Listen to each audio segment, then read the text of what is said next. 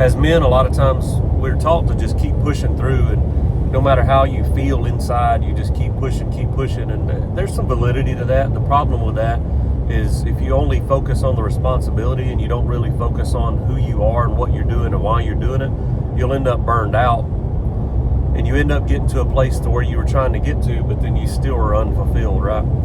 Tony Robbins says that the worst failure ever is when you succeed at something and you're still empty. And I feel like that's such a biblical principle.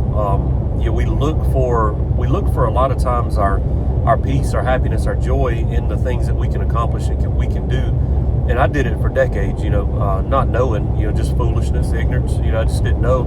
The problem with it is I would achieve a victory, or I would get something that was a goal that I'd been working for, and I would still look to the next goal, the next goal, the next goal. I was never able to feel satisfied in what I'd accomplished, because it wasn't the accomplishment that was driving me. It was the action and the movement and the doing, right? So as men, a lot of time we walk in this responsible mindset, and what's really horrible is algorithms will just wreck you, right? So social media algorithms, we're not in necessarily social media anymore. Gary Vee says we went from social media to interest media. So the things that interest you the most are now what you see, right? And the danger with that is you look at something a little too long or whatever, and that's all you see, and you end up getting in this like repeatable echo chamber. And what happens is your echo chamber can keep telling you how big of a failure you are by showing you the successes of other people. And what I mean by that is all you get to see is the 1% of the 1%, the people that made it, the people that took the risk and hit the mark. You don't see the people that took the risk and failed. You don't see the people that are in the middle of the process. All you see are the people that have succeeded, right? So what happens is you begin to inadvertently compare yourself to those that are already on the other side of where you're currently at.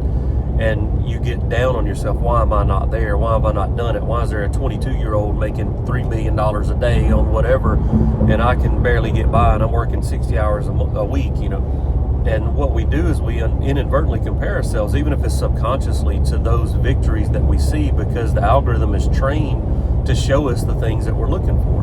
And a lot of us, unfortunately, have gotten so comfortable in feeling bad about ourselves, or feeling ill-equipped, or we've gotten so good at operating and living in such a high stress environment, high cortisol environment, that when we don't have that, it doesn't feel right. Even though we're safer emotionally and mentally, when that's not the case, it doesn't feel normal, because our normal is what you get used to, right? So whatever you get used to is your norm. So there is no constant normal. But if your normal is operating at plus 10 constantly all the time, and you're pegging it to the freaking red line, when you're not doing that, it doesn't feel right, because it doesn't feel normal. The problem with that is, even when you're safer emotionally and mentally, and you're more stable, you can find yourself in a place that I don't feel okay, I don't feel safe, because I'm not doing what I'm used to. And that's a really hard place to be. The Bible talks about it in Judges. It's weird, you go back to Old Testament, but you get to see Gideon. It says he was exhausted, yet he was still pursuing. And he was still pursuing the kings that he was trying to overcome, right? God had given and promised Gideon a victory. Gideon still had to get out there and bust his butt to make it happen, right? The victory was already promised, but he still had to go get it. And a lot of us as men, we look at it and we say, man, I feel like I'm supposed to do this. This is what I'm supposed to be doing and what I'm gifted at. And we'll do it and we'll pursue it and we'll actively go after it, but we're so exhausted because our body's just smoked, man. Like for me, I went through a couple of months to where I didn't really work all that much, right? I was working, but I wasn't working that much. And then it got so bad financially, like we were almost broke, right? So I had to go back to work. I had to go out, hunt, and kill something and bring it home. You know what I mean? Like I had to go start busting my butt again. And the Lord opened doors for me. Working has never been my problem, right? I'll work and burn it to the ground. My problem has been what I just talked about, is not being able to rest, not feeling okay and safe when I'm at rest, because I feel like I'm missing something. I'm not doing what I'm supposed to be doing, because my normal was operating at red line. So for the last month and a half, I've done 60, 65 hour weeks, maybe 80 hour weeks, whatever, in order to make something happen. And that's produced for us a lot of money. It's produced a lot of opportunity and, finances that we needed. My family needed it, so I put myself in a better position, and the favor of the Lord's been with me to help me, give me those opportunities. But I've still had to go do it, right? And the difference is this time, I'm going to take the time to rest on the backside. So I'm coming off of about a month and a half of a lot of work. And what I would do, in years past is I would be looking forward, what do I got to do next? What's the next thing? What's the next thing? But this time I'm looking at it saying, God, thank you for what you've given me. Thank you for what's in my hand. Thank you for the finances you've allowed me to have and carry.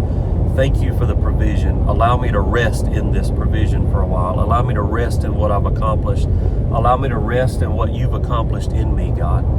And that is the difference, right? It took me, man, I'm almost 40. Like, I'm 39. I'll be 40 this year. It took me that long to understand that I'm safe enough to do that. And my ultimate provision comes from God.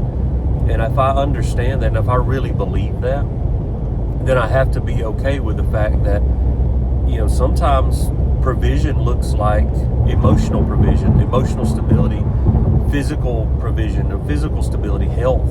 And it may not look like tons of zeros in a bank account, but that may not be what I need at this moment, right?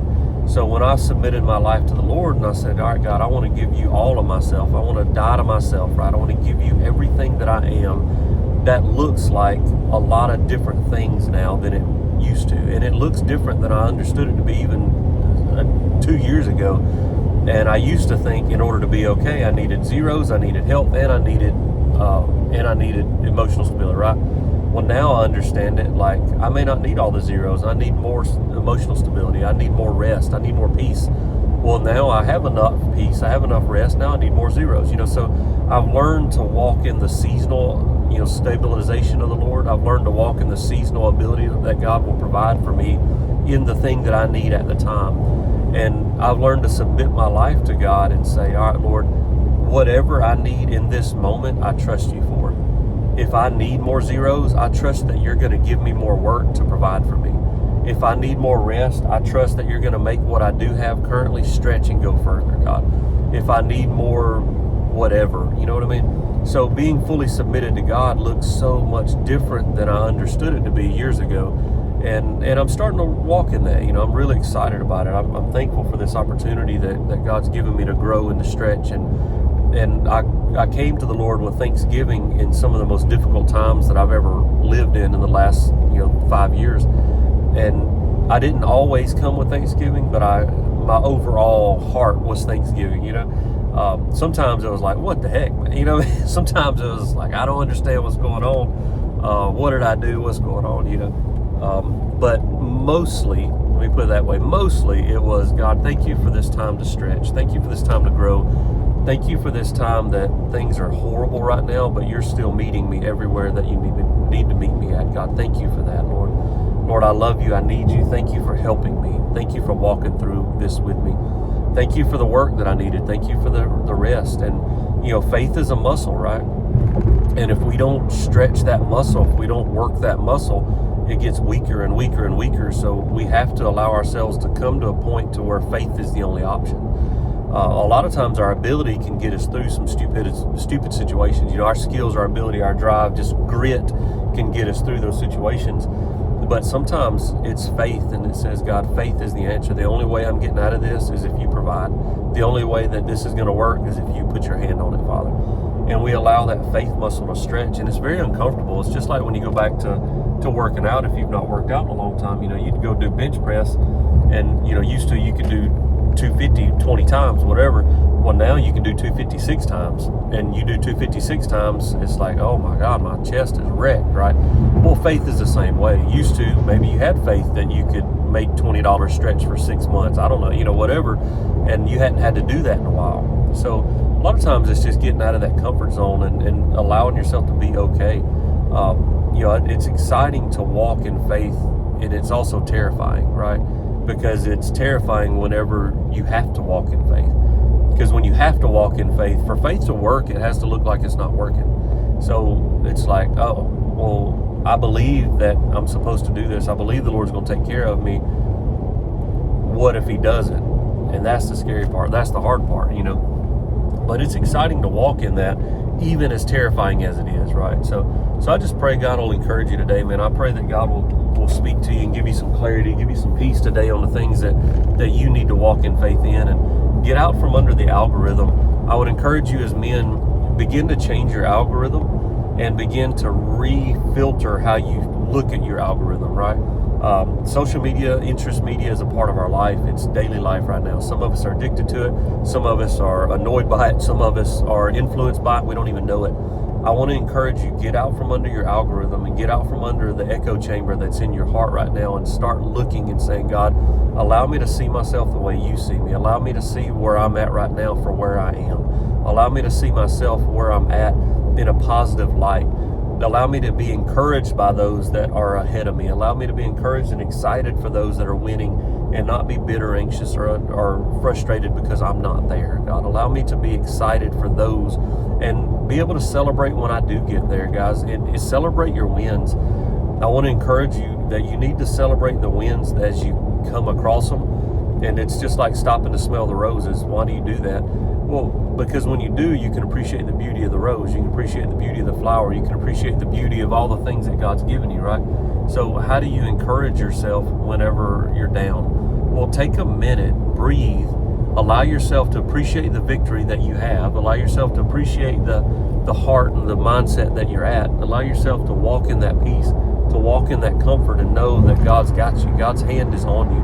And if you don't believe in the Lord right now, if you don't know where you stand with God, be encouraged to know that that's okay. I've heard it said before that if you're 1%, or if you're 99%, what is it? I've heard it said that if you're 99% sure you're saved, you're 100% lost. That's the worst thing that you could ever say to anybody, because even the disciples that walked with Jesus questioned everything that they did just about. And to know that God still loved them. John the Baptist even said, hey, are you sure he's the guy? Like, come on, stop, man. To know that you're saved, to know that you're walking with God is a heart issue that says that, God, I know that I'm trusting in you to the best of my ability today. And that's all God asks of us. It's complete surrender in what you can surrender today. What does that look like? And it may look different every day. For those that are worried and concerned, that don't know where they stand with the Lord, I would just encourage you to say, where's your faith at today? Allow it to operate wherever it can operate today. Don't be worried about tomorrow. Where's it at today, right now? Because today I can give fully, right? Tomorrow maybe I can't. I don't know, you know what I mean? And God gives grace for all of those things. God gives so much compassion and mercy and grace for all of us. And it's a place that we need to allow ourselves to operate in and become our norm, and operate to the place that says, God, I don't know that I'm doing all of this right, but I'm doing my best. I'm doing everything I know to do. And don't be condemned if somebody's doing better than you, or perceived to be doing better than you. You don't know the full story. You don't know what got them there. You don't know what tragedies, traumas, or things that happened in their life that got them to the place to where you want to be at. And you got to say, hey, are you really willing to walk out what they went through in order to get where they're at? And your faith as of today may say yes. Your faith tomorrow may say no, But be encouraged about where you are. Meet the Lord with thanksgiving and appreciation. And God, thank you for allowing us to be at peace today. Thank you, Lord, for allowing us to walk and celebrate our victories today. Thank you for allowing us, God, to be met wherever we need to be met at, God. If we're exhausted, but we're still pursuing the things that you've given us, that you've shared with us, and you've encouraged us in, God, allow us to be encouraged in faith and full of faith, God. Thank you for that, Lord. But Lord, we love you. Thank you for a good day, God. In Jesus' name. Hope you guys have a good day, man. Bye.